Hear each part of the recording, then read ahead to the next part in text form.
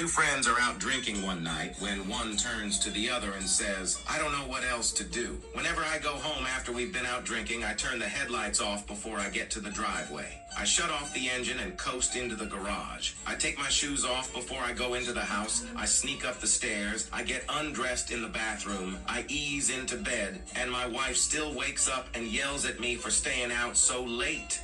His buddy looks at him and says, you're obviously taking the wrong approach. He continues, I screech into the driveway, slam the door, storm up the steps, throw my shoes into the closet, jump into bed, rub my hands on my wife's ass and say, how about a blowjob?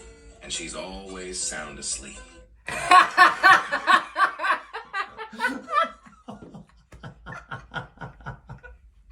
Three men die and go to heaven. St. Peter meets them and starts reviewing their files. He starts talking to the first guy. I see that you lived a good life, but you cheated on your wife 30 times. That's not very good, but not bad enough to send you to hell. So you can stay in heaven, but you'll have to be driving around in a 40-year-old beat-up pickup truck as a punishment. So you're free to go. He moves on to the second guy.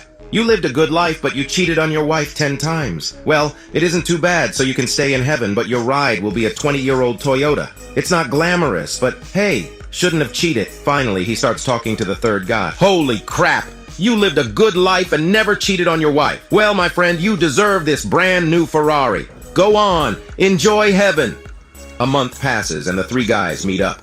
The first two guys are really enjoying heaven, despite the fact that they're driving crappy cars. But the third guy is really sad. So they ask him, you're in heaven, driving a Ferrari. What could you possibly be sad about? Well, on my way here, I saw my wife on roller skate.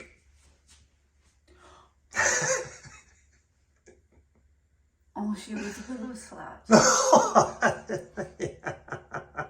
Farmer stopped by the local mechanic's shop to have his truck fixed. They thought it might have something to do with the transmission, so they couldn't repair it while he waited. He told the mechanics that he didn't live far and would just walk home. On the way home, he stopped at the hardware store and bought a bucket and a gallon of paint. He then stopped by the feed store and picked up a couple of chickens and a goose. However, struggling outside the store, he now had a problem: how to carry his purchases home. While he was scratching his head, he was approached by a little old lady who told him she was lost. She asked, "Can you tell me how to get to 1603 Mockingbird Lane?" The farmer replied, "Well, as a matter of fact, my farm is very close to that house. I would walk you there, but I can't carry this lot." The old lady suggested, "Why don't you do this? Put the can of paint in the bucket. Carry the bucket in one hand, put a chicken under each arm, and carry the goose in your other hand." "Why, thank you very much. That works just fine," he said, and proceeded to walk the old girl home. On the way, he said, "Let's take my usual shortcut and go down this alley. We'll be there in no time." The little old lady looked him over cautiously, then said, "I am a lonely widow without a husband to defend me. How do I know that when we get in the alley, you won't have your way with me?" The farmer said with some irritation, "Holy smokes, lady. I'm carrying a bucket, a gallon of paint, 2 chickens, and a goose. How in the world could I do that?" The old lady replied, "Set the goose down, cover him with the bucket, put the paint can on top of the bucket, and I'll hold the chickens."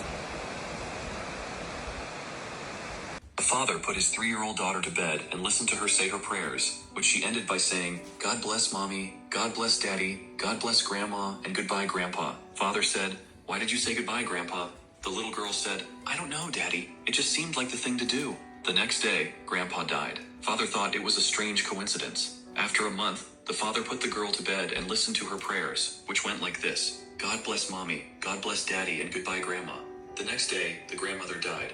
Now the father was a little worried. When the girl was going to bed again, the dad heard her say, "God bless Mommy and goodbye Daddy." He was in shock and couldn't sleep, so he went to the office early. In office, he would get shocked even by a little sound. He thought he'd just need to survive till midnight and everything will be okay. Finally, midnight arrived and he went home. When he got home, his wife said, "I've never seen you work so late. What's the matter?" He said, "I've just spent the worst day of my life." The wife said, "Well, you will never believe what happened to me today. This morning, the mailman dropped dead on our porch."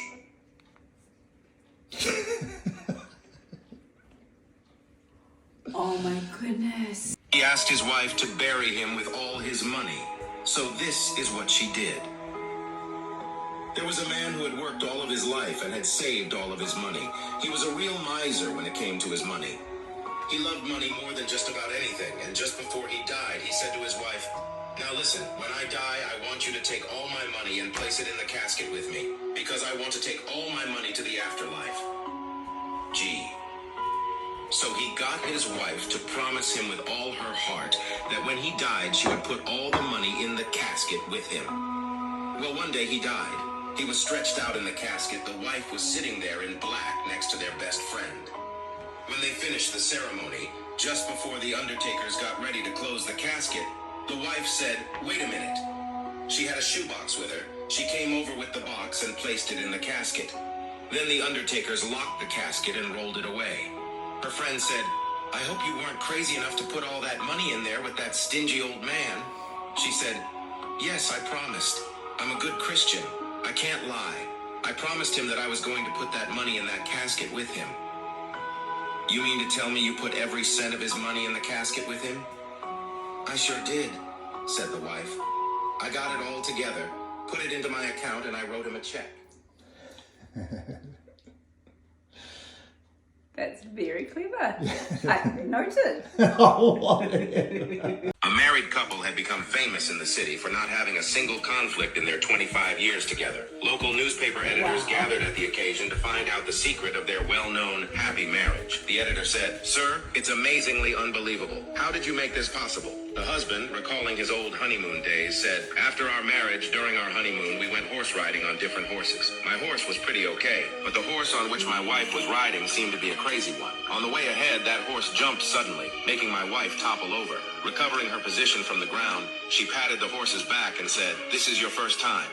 She climbed back on the horse and continued with the ride. After a while, it happened again. This time, she again kept calm and said, 'This is your second time,' and hopped back on the horse and continued riding. When the horse dropped her a third time, she silently took out the revolver from her purse and shot the horse dead. I shouted at my wife, 'What did you do? You killed the poor animal. Are you crazy?' She gave a silent look and said, 'This is your first time.' Well, that's it. We have been happy ever after." Oh my God.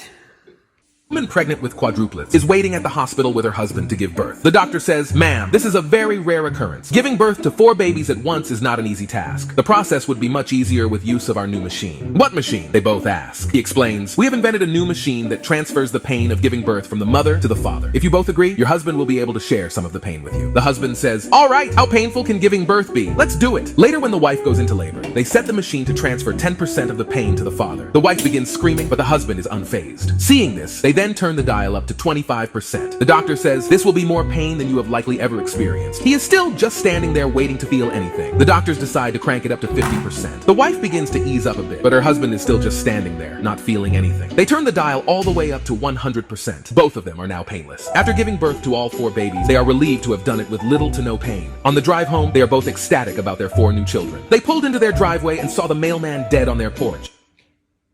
3 women died and found themselves standing at the pearly gates. St. Peter said to the first woman, "How many men did you sleep with in life?" The first woman said, "I only slept with one man, my husband, and I didn't sleep with him until after we were married." St. Peter turned to the angel standing next to him and said, "Give her the key to the silver room." The angel gave the woman a silver key, and the woman went into heaven with the key. Then St. Peter said to the second woman, "How many men did you sleep with in life?" "I remained a virgin my whole life, for I was a nun, and I devoted my life to God." St. Peter turned to the angel and said, "Give her the key to the golden room." The angel gave the woman a golden key, and the woman went into heaven with the key. Then St. Peter said to the third woman, "How many men did you sleep with in life?" "I slept with 13 men before I started dating my husband, 35 men while we were dating, 49 men while we were engaged, 56 men while we were married, and 28 men after he died." St. Peter turned to the angel and said, "Give her the key to my room." Oh my God.